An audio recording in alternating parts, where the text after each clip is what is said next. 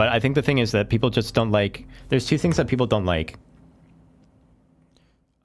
People think of fascism and they think of like this top-down totalitarian, where like you have a strong man who's going to come in and tell everyone what to think and what to do, etc. And that's the way that people think about fascism.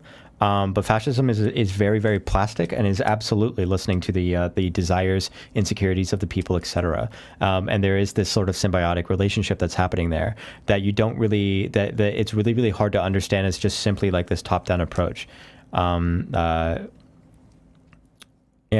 think that way of thinking about fascism, and also the conflation of Nazi Germany and Italy as both being fascist, means that people think that you have to find something that like checks all the boxes for both of them to have a good definition. So there's a lot of things that are getting in the way of people understanding.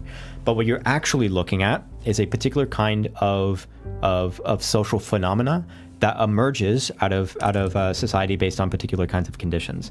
There's people that have debates about what these kinds of conditions are. You might have someone like Reich will talk about the sexual insecurity, sexual repression, and stuff like that.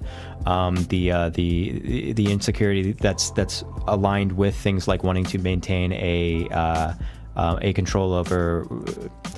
Of women maintaining their identity and role in society as mothers, and that sex is something that's for reproduction, as stuff like that, and the insecurity that's related to a loss of that feeling, and also a history of like sexual repression and stuff like that. That's something that maybe Reich would talk about, or maybe you might have things like that's maybe a little bit more fluid, that talks about the way that people talk, like the way these ideas get passed down as they relate to the family or whatever.